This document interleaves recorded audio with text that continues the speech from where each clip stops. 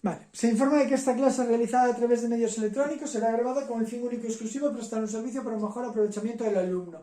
Utilización interna de la academia con los alumnos. En ningún caso estas grabaciones se accederán, difundirán y o comercializarán sin consentimiento del docente y de la academia. Bueno, vamos a hacer las preguntas de verdadero o falso, el tema 1. Dice, bueno, y eso, el tema del examen del año pasado, si lo podéis conseguir y me lo pasáis, perfecto, porque así también lo vamos haciendo. Bueno, os dice, el método científico tiene dos características principales, carácter empírico y carácter replicable. Yo puse verdadero. Verdadero, ¿vale? Son dos de las características fundamentales que tiene el método científico. Bien, los modelos matemáticos son una representación formal y estructurada de la realidad. Son complejos y extensos.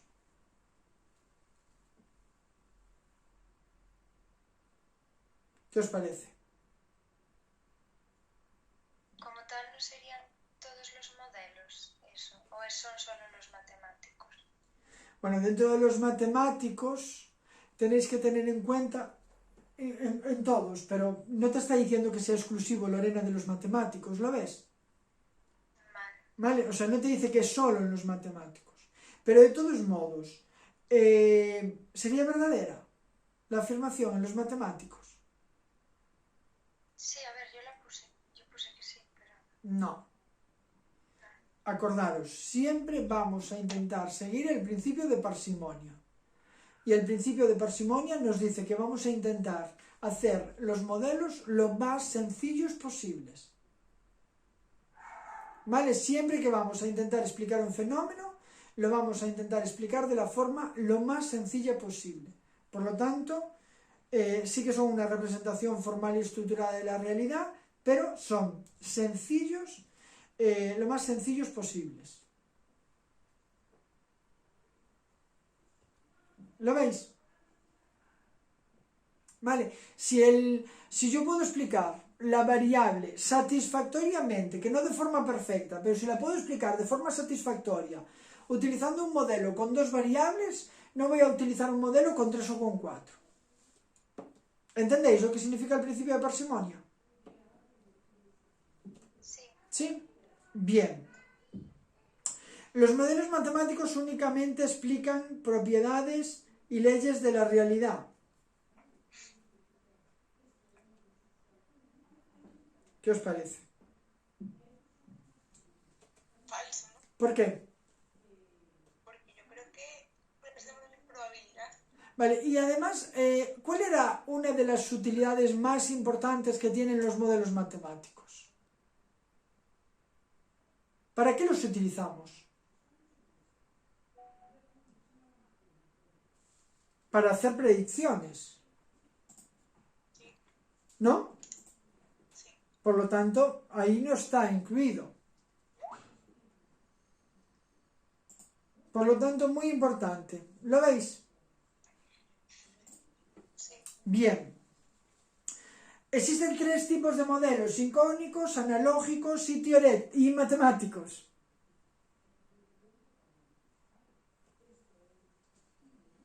Falso, ¿por qué? Porque me falló el subconsciente, ¿no? Icónicos, analógicos y teoréticos. Y dentro de los teoréticos es donde tenemos los matemáticos, ¿vale? No sé qué hice. Bien. Dentro de los teoréticos tenemos los matemáticos, ¿vale? Este es un tipo de preguntas que le gusta mucho. Os podría poner cuáles de los siguientes son tipos de modelos y iros poniendo, ¿vale? Los que son y los que no. Una maqueta a escala podría considerarse un modelo icónico. Verdadero. Los modelos teoréticos son aquellos que organizan las ideas o estructura del objeto de investigación en base a un determinado lenguaje. Verdadero. ¿Vale? Acordaros que los modelos matemáticos utilizaban lenguaje matemático y los informáticos lenguaje de programación. ¿Vale? Los modelos analógicos se clasifican en informáticos y matemáticos. ¿Cuáles son? Teoréticos. Los teoréticos, ¿vale? Los que son informáticos y matemáticos son los teoréticos. Tenemos icónicos, analógicos y teoréticos. Y dentro de los teoréticos, los informáticos y los matemáticos. Bien. Los modelos matemáticos expresan el lenguaje matemático y permiten hacer predicciones. Verdadero, ya lo hemos comentado, ¿no? Era una de las grandes funcionalidades que tenían, que nos permiten hacer predicciones. Los modelos estadísticos son un subtipo de modelos matemáticos y tienen dos partes, una parte sistemática y otra parte aleatoria. Verdadero, ¿vale? Acordaros, la parte que teníamos, que era parte sistemática, era toda la que explicaba, ¿vale? Nosotros en el modelo matemático teníamos y igual a una función de x, ¿no? Por ejemplo, teníamos el beta 0 más beta 1, x1 más beta 2, x2 más beta n, xn más el error. Todo esto era la parte sistemática, la parte que nosotros podíamos explicar, y todo esto era la parte debida al azar, todo lo que se nos escapaba de ahí. Imaginaos que yo tengo 5 variables, la parte sistemática es la parte que explican las 5 variables que yo tengo en mi investigación, y todo lo demás, todo lo que se explique con otras variables o que sea debido pues al propio individuo, al propio azar, iría dentro de ese término de error, ¿vale? Por lo tanto, es verdad, tenemos una parte sistemática y otra parte aleatoria. ¿Lo entendéis? Sí. Bien. La parte sistemática de un modelo se denomina también término de error. Falso. Falso. La que es el término de error es la parte aleatoria. ¿Vale? Esta es la sistemática y esta es la aleatoria. Por lo tanto, falso. Bueno, pues vamos allá hasta la pregunta 20.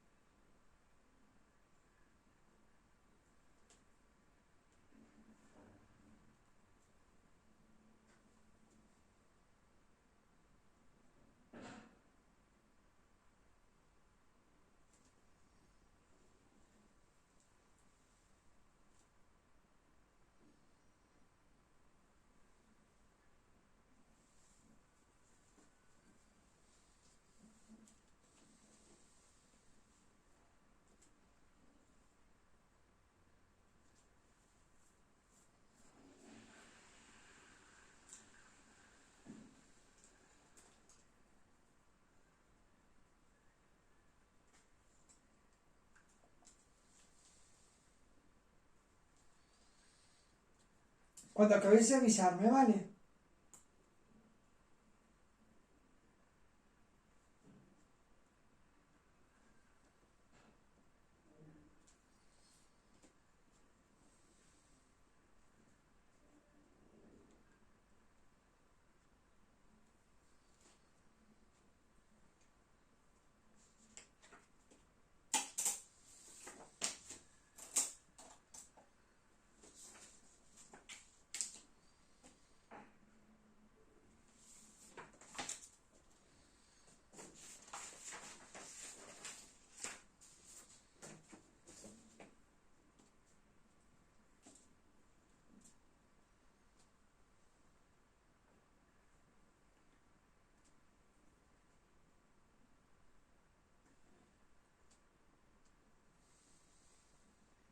Yo lo tengo.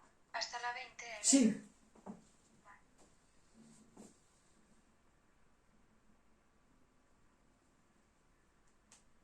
Yo también.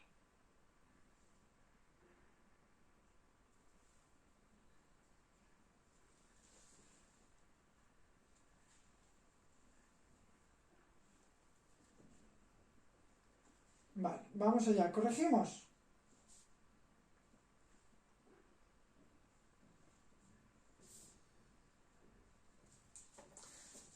Sí, venga, vamos con la 11. Dice, la parte aleatoria de un modelo constituye una estimación de aquello que no podemos explicar en la investigación.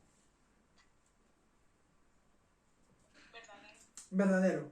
Mirad, hay que tener mucho cuidado, porque a veces tendéis a pensar que esto es solo azar. Y no, es todas las variables, el efecto que van a tener sobre la y, todas las variables que no sean estas x que puse yo aquí. Imaginaros que, por ejemplo, la y es vuestro rendimiento escolar. Y el rendimiento escolar lo miramos a través de horas de estudio. Por ejemplo, rendimiento en la asignatura de multi, ¿vale? La nota en multi. Y lo vamos a mirar en función de horas de estudio, motivación. Vale, la E incluiría todo lo que no sea motivación y horas de estudio y que pueda influir en vuestra nota. Pues, por ejemplo, la hora a la que os habéis levantado, o por ejemplo, la hora a la que os acostasteis el día anterior, o por ejemplo, cuántas horas dedicáis a ocio. Bueno, todo eso puede influir en vuestra nota, pero no son ni las horas de estudio ni la motivación. Por lo tanto, todo eso forma parte de ese error aleatorio, ¿vale? ¿Lo entendéis? Sí. No solo es azar, ¿vale? Es todo lo que no sea las variables que yo incluyo en el modelo. Bien, la 12 dice, la parte sistemática es un conjunto de componentes que representan el efecto de varias variables combinadas.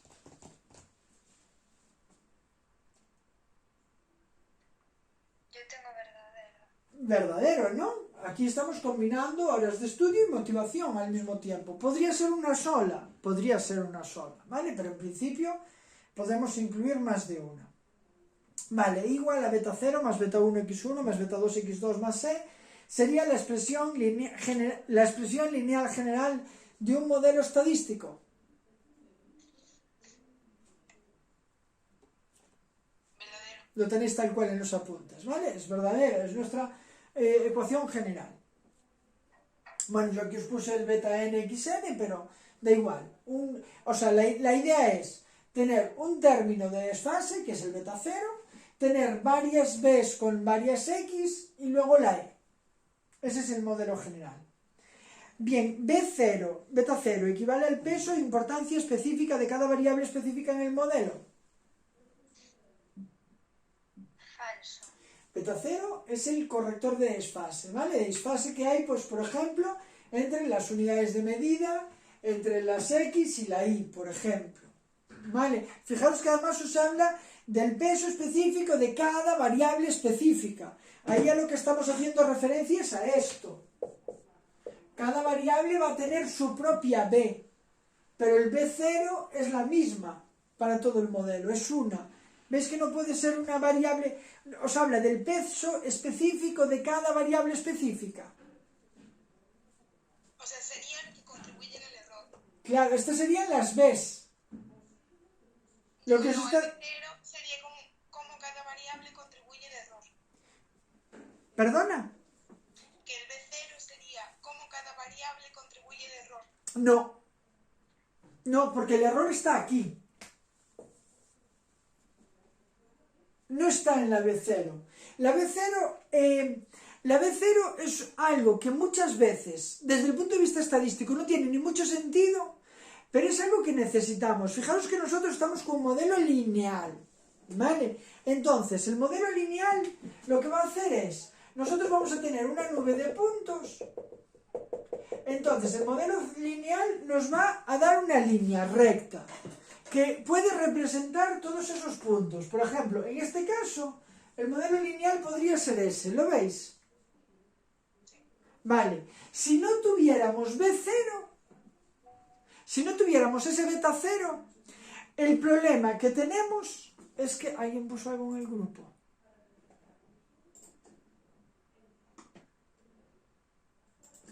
Vale. Si no tuviéramos ese B0, vale, están diciendo que se van a unir ahora, la ecuación, la recta, tendría que pasar necesariamente por aquí. Entonces, claro, si yo tengo que hacer una recta pasando por aquí, ¿cuál creéis que representa mejor a los puntos? ¿La recta negra o la recta verde?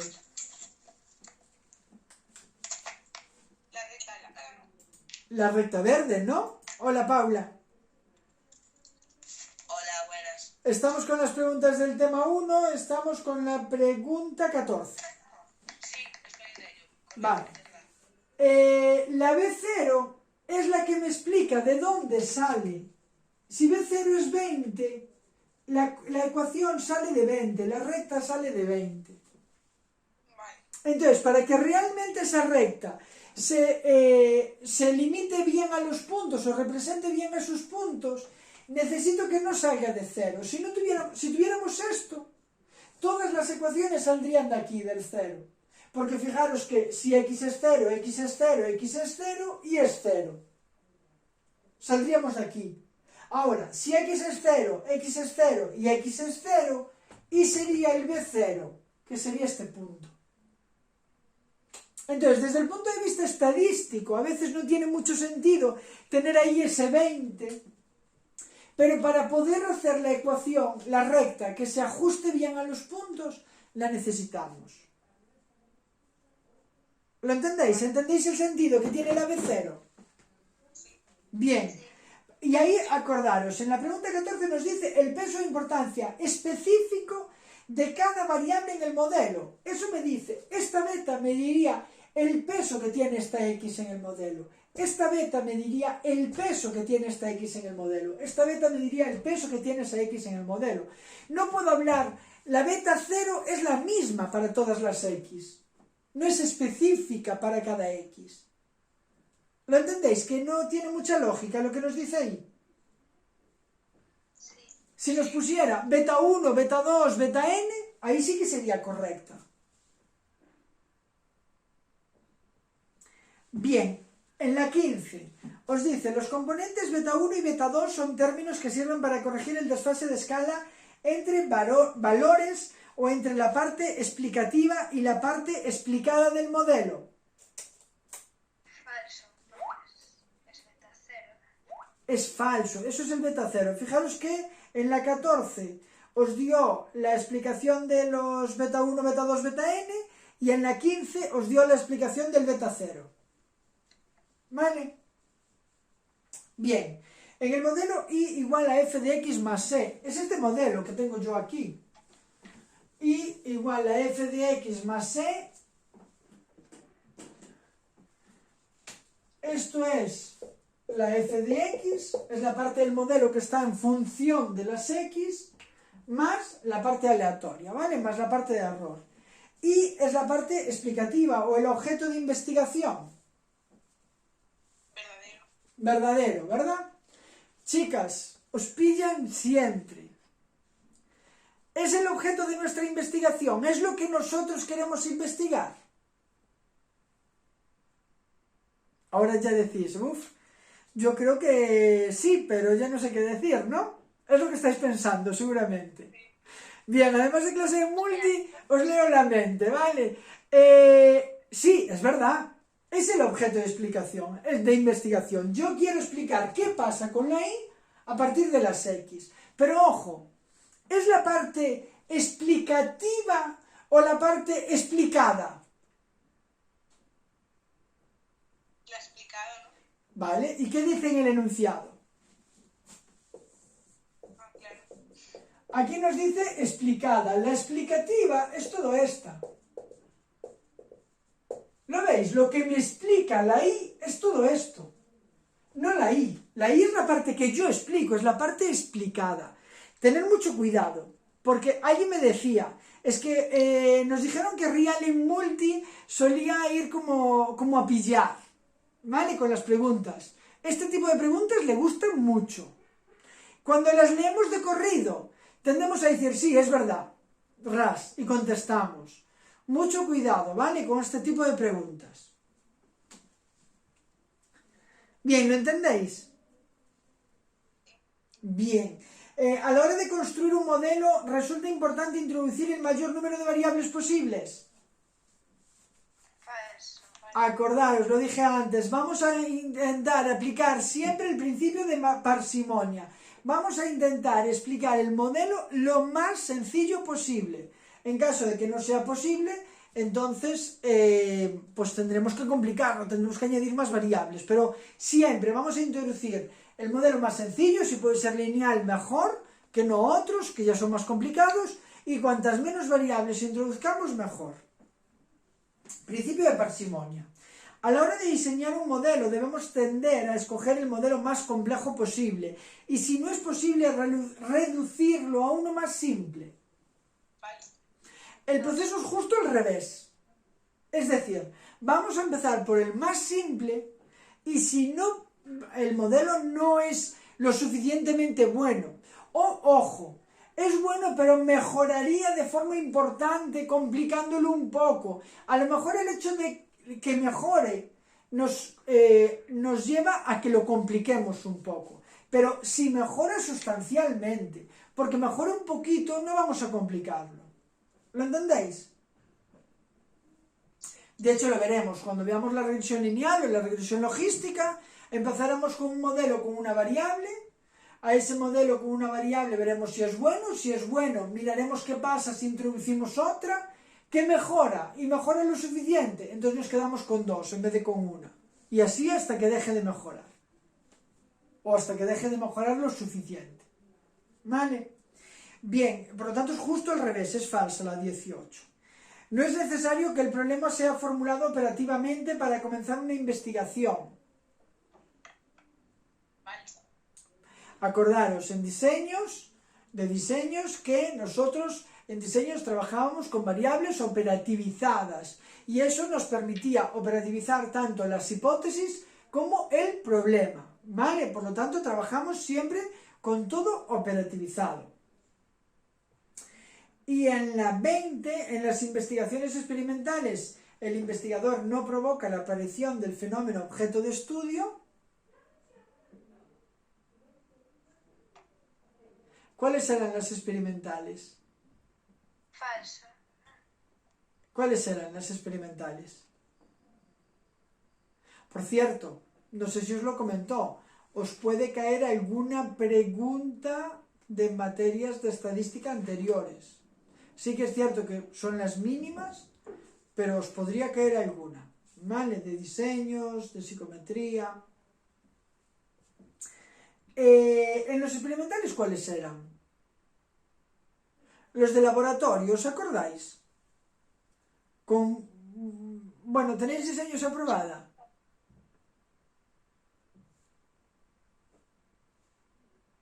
¿Habéis? Que yo no lo cursé aquí, por ejemplo. Vale. Entonces, sí que no tiene nada que ver. Sí, claro. ¿El resto? En las que un experimentador controlaba Hab- una variable independiente. Había total control, ¿no? Muchísimo control para saber que el cambio en la VD fuera debido a la VI y solo la VI. Entonces, ¿nosotros qué hacíamos? Nosotros manipulábamos la VI le íbamos dando valores, íbamos cambiándola como nosotros consideráramos, pues por ejemplo, un refuerzo, le ponemos el refuerzo, le quitamos el refuerzo. O por ejemplo, temperatura, vamos subiendo la temperatura, vamos bajando la temperatura. Nosotros manipulamos las variables para ver cómo responde la VD, ¿vale? Para ver cómo responde la variable dependiente. Por lo tanto es verdadera. Venga, vamos hasta la 30. Intentar hacer hasta la 30.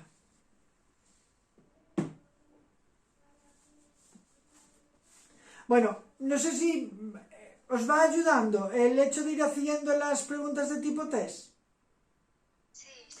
Yo lo suelo hacer siempre así. Sé que a veces la clase se parece como que va un poco lenta, pero me interesa que primero vosotros la hagáis y penséis en la respuesta. De hecho, incluso es mejor que la hagáis aquí, porque a veces pasa gente que las hizo la semana pasada y me dice, pues yo puse verdadera, pero no me acuerdo por qué.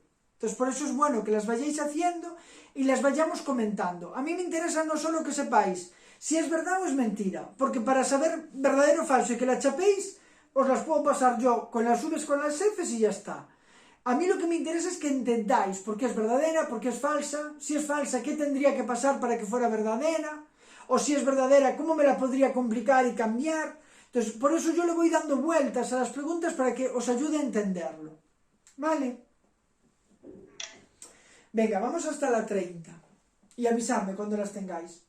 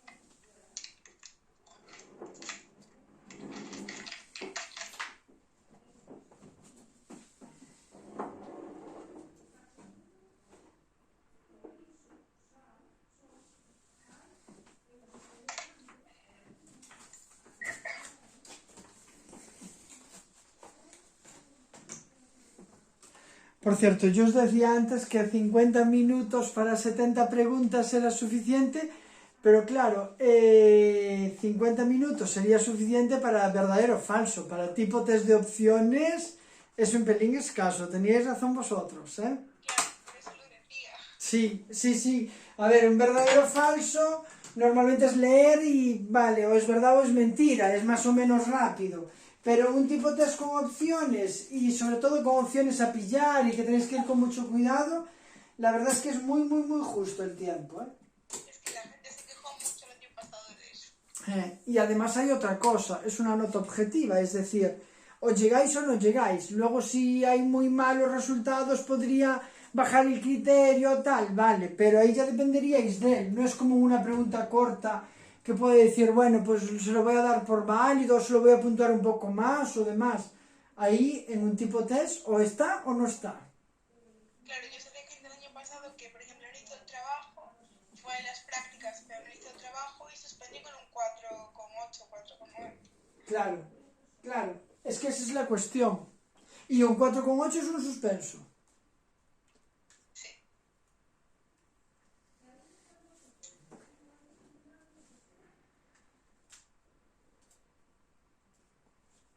Ah, por cierto, ponía Andrea, pone que no provoca la aparición del fenómeno objeto de estudio. Es verdadera. Si manipula la variable no sería falsa. Si manipulas la variable justo en el momento en que tú manipulas, Andrea, estás preguntándome por la pregunta 19, perdón, 20. Te dice, perdón, dice no provoca.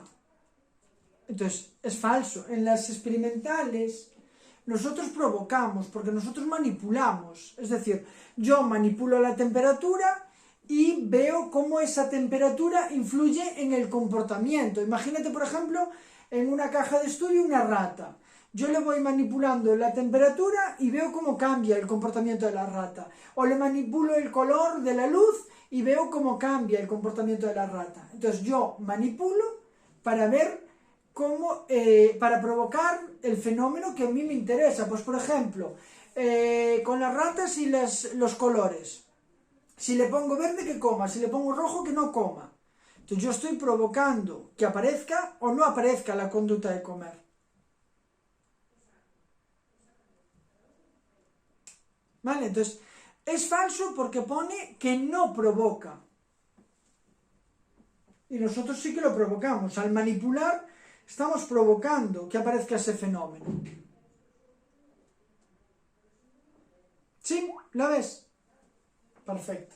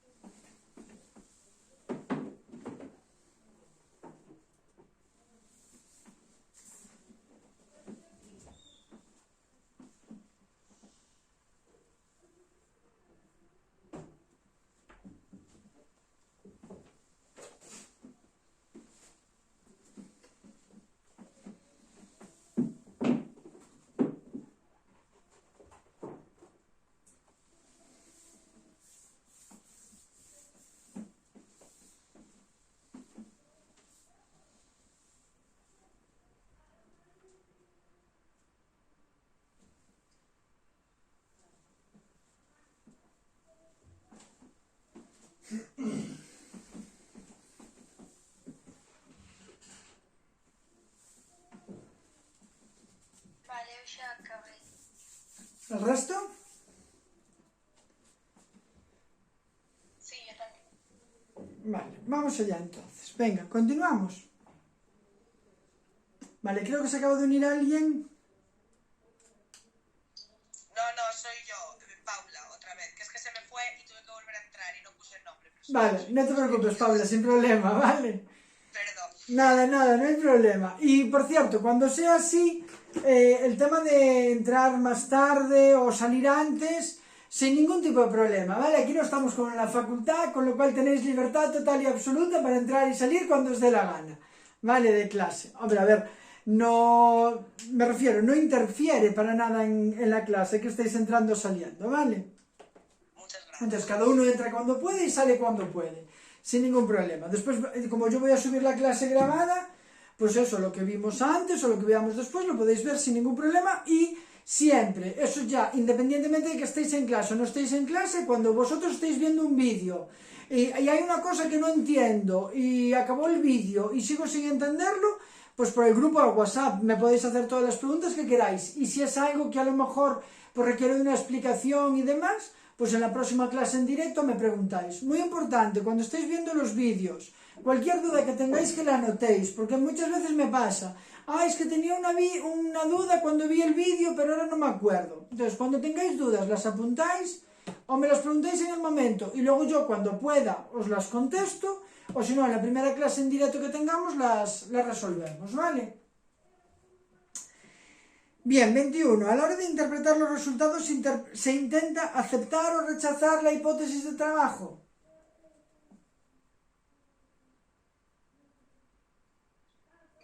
Verdadero, ¿no? Bien. La 22. Los resultados de una investigación se expresan en términos absolutos. ¿A qué se refiere con términos absolutos? Vale, cuando te diga la respuesta, con lo cual ya sabes que es falsa, lo vas a entender. Nosotros nunca vamos a sacar una verdad absoluta, sino que vamos a hablar de probabilidad, ¿vale? Es probable que esto suceda o que esto no suceda. No vamos nunca a asegurar de forma tajante, de forma absoluta, que algo suceda o no suceda, ¿vale? Siempre vamos a sacar resultados en términos probabilísticos. ¿Lo entiendes? Sí. Bien.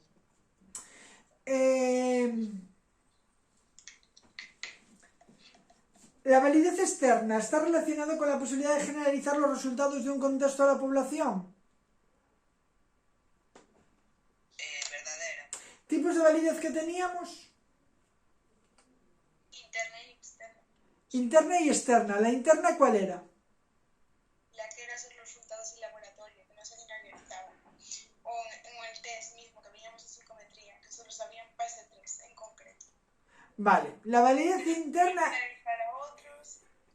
Correcto. La validez interna hace siempre referencia, digamos, a la seguridad con la que nosotros sacamos conclusiones. Es decir, hasta qué punto nosotros podemos concluir si los cambios en la VD son debidos a la VI o no, ¿vale? Si cambios en la variable dependiente, en la Y, se deben a cada una de las X o no. Cuando yo puedo decir con seguridad que el cambio en la Y se debe a la X, entonces eso quiere decir que tenemos validez interna, que no hay amenazas, que no hay otras variables influyendo por ahí.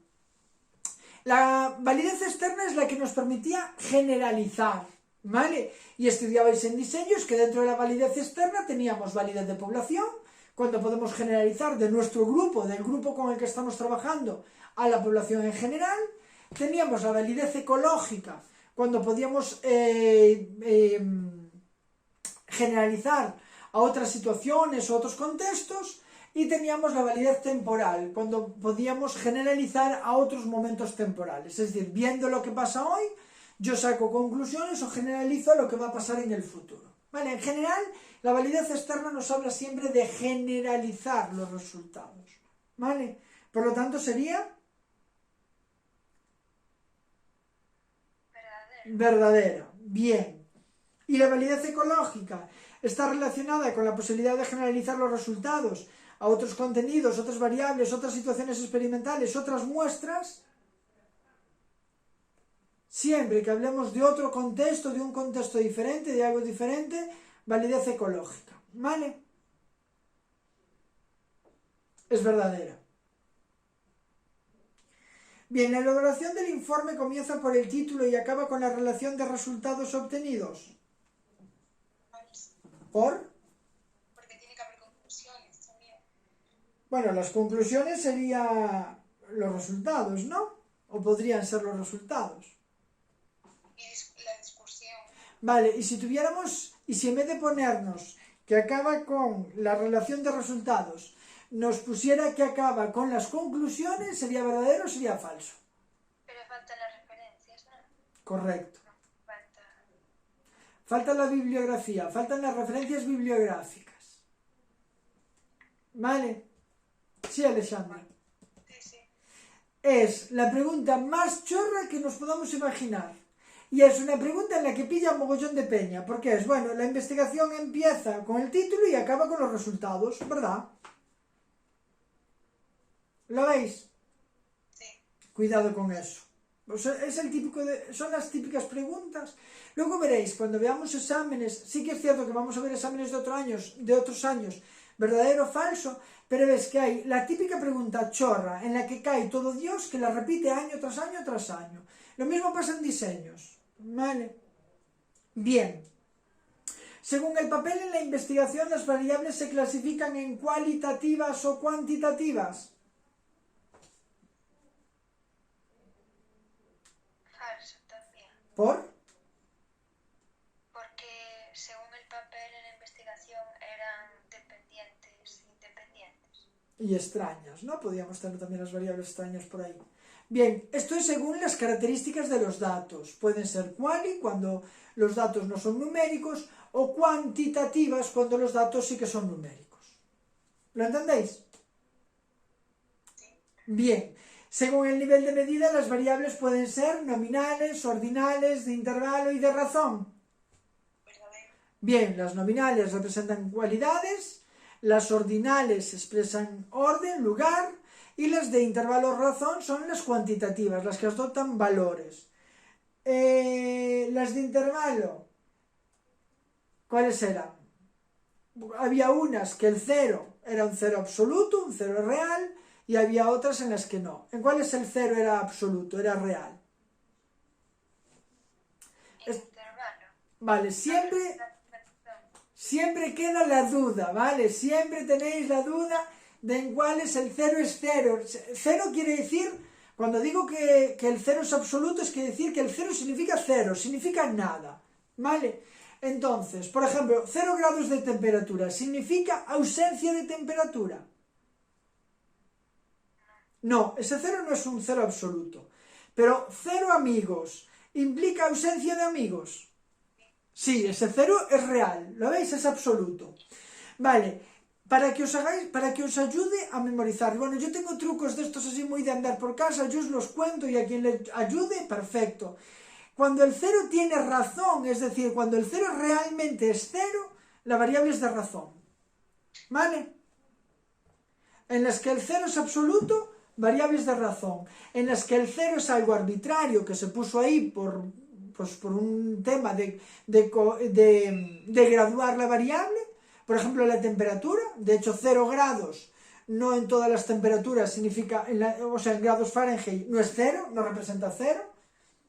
Entonces, eso sería una variable de intervalo, ¿vale? Si el cero, es decir, es ausencia, es que ese cero tiene razón, es que la variable es de razón. Bien, por lo tanto, verdadera. Según el nivel de medida, las variables pueden ser nominales, ordinales, de intervalo y de razón. La distinción entre las variables de intervalo y de razón radica en que las primeras no contemplan la posibilidad de que exista cero absoluto entre los valores que adoptan los datos, mientras que en las segundas sí existe esa posibilidad.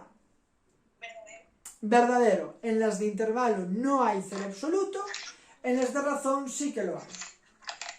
Vale, y en la 30, el número de hijos de una persona se considera una variable continua. Falso. ¿Cuáles eran las continuas? Las continuas eran las que podían tomar valores decimales. Intermedios, ¿no? Entre dos valores siempre teníamos opción de valores intermedios. Y en las discretas iban como a saltos. Discreta, número de hijos, 0, 1, 2. Continua, la nota de un examen, entre un 5 y un 6. hay valores intermedios, ¿vale? Por lo tanto, el número de hijos es de tipo discreta. ¿Lo entendéis? Bueno, venga, vamos hasta la 40.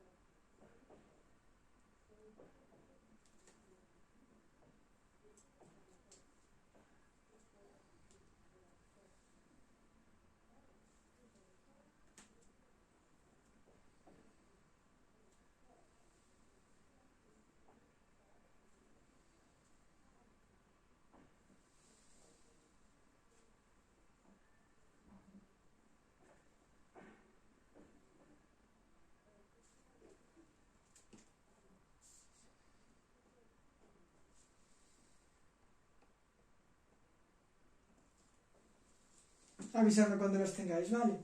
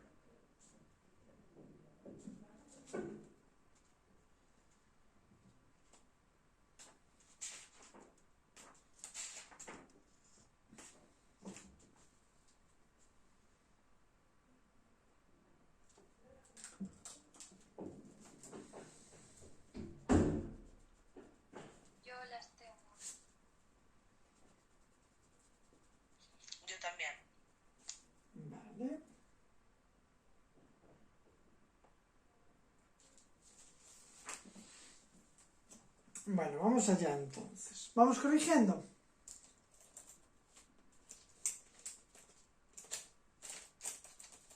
Bueno, 31. Las variables nominales equivaldrían a las cualitativas, las cuasi cuantitativas a las ordinales y las cuantitativas a las de intervalo y de razón. Verdadero. Verdadero.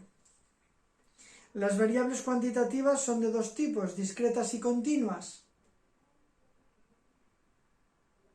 Verdadero. Verdadero. Una variable es una característica de un objeto de estudio susceptible de adoptar únicamente dos valores distintos, 0 y 1. Ausencia y presencia de la variable. Falso. ¿Por qué? Porque pueden tomar más de un valor. Por Y ejemplo, más de un número. Pues no sé, pero -1. Sí, pero una variable que pueda tomar valores distintos de 0 y 1. Pues no sé, el número de hijos, por ejemplo. Por ejemplo, el número de hijos, la edad, ¿no? O sea, una variable no tiene por qué tomar solo dos valores. Hay determinadas variables que sí, ¿vale? Por ejemplo, las que se utilizan a veces en la regresión lineal, que son las variables dummy, pero que no tienen por qué ser así, ¿vale? Bien.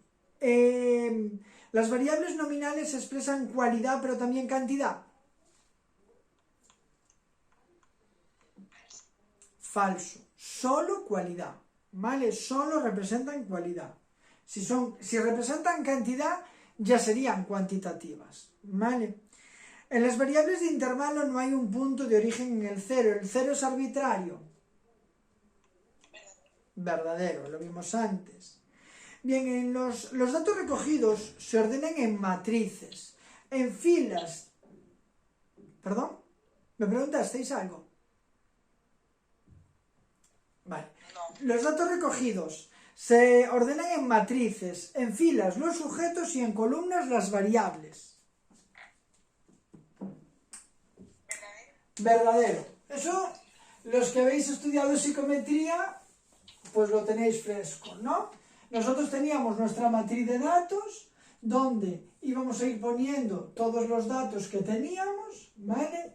Aquí íbamos poniendo las variables 1, variable 2, y aquí íbamos poniendo el sujeto 1, sujeto 2, sujeto 3, sujeto 4, o sea, en filas van los sujetos, en filas en horizontal, y en columnas, las columnas, pensad en las columnas de un edificio en vertical, irían las puntuaciones de las variables. Bueno, pues todos los datos que nosotros tenemos en nuestra investigación los vamos a recoger en una matriz de datos. Si vosotros hacéis un trabajo, el trabajo de multi, en base a datos cuantitativos, pues cuando vosotros metáis todos esos datos en el ordenador, en el SPSS, vais a tener vuestra matriz de datos, donde vais a tener en filas los diferentes sujetos que habéis encuestado y en columnas vais a tener las diferentes variables a las que han respondido. ¿Lo tenéis? Sí. Bien. Existen dos niveles de análisis estadístico, el nivel descriptivo univariado y el de modelización o multivariante. Falso, ¿vale? Nos falta el bivariado o inferencial, ¿vale? Nos faltaría el bivariado o inferencial. Tenemos tres niveles de análisis: univariado, bivariado y multivariado, ¿vale? O sea, con una, con dos o con más de dos. Bien, el nivel descriptivo trata de resumir e ilustrar la información en una matriz de datos. Verdadero. Verdadero. Nosotros vamos a tener en esa matriz de datos todos esos datos resumidos, recogidos. En el nivel inferencial o bivariado se trata de comparar dos variables o pares de variables. Verdadero. Bivariado siempre vamos a ir variables de 2 en 2, solo de 2 en 2.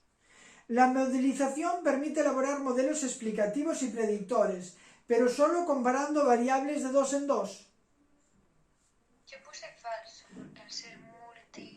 Si comparamos de 2 en 2 es que estamos haciendo un análisis bivariado, ¿vale? En el análisis multivariado nos permite analizar al mismo tiempo, de forma simultánea, más de 2 variables. ¿Lo entendéis? ¿Perdón? ¿Cómo queda entonces? Es falsa. Vale. La modelización nos permite elaborar modelos explicativos y predictores con más de 2 variables, ¿vale? Podemos comparar más de 2 variables al mismo tiempo. No vamos con variables de 2 en 2. Bueno, lo dejamos aquí, ¿os parece? Vale. Bien, próxima clase el jueves. Mirad, yo este jueves tengo un problema, que tengo curso. Tengo un curso hasta las 8. Si lo pongo en el grupo, si queréis dar la clase a las 8, por mí no habría problema. Vale, sería este jueves solo. Luego ya a partir del jueves que viene no tendríamos problemas. Que este jueves tengo un curso, la semana que viene tengo evaluaciones el lunes. Ya os comentaré. ¿Vosotros el martes tenéis clases? No, yo el martes podría bien.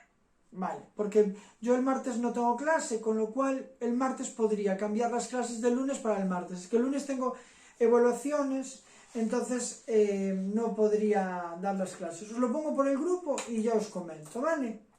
Y este jueves, si queréis, es que claro, justo tal y como nos coincidió, este jueves tendríamos que empezar el tema 3, pero como todavía vamos por las preguntas del 1, no quería empezar a pasar los vídeos del 3, me parece un poco absurdo. Entonces, si queréis dar la clase el jueves a las 8, por mí no habría problema. Vale, lo hablamos por el grupo, de todos modos. Perfecto. Vale, venga, Gracias. chao.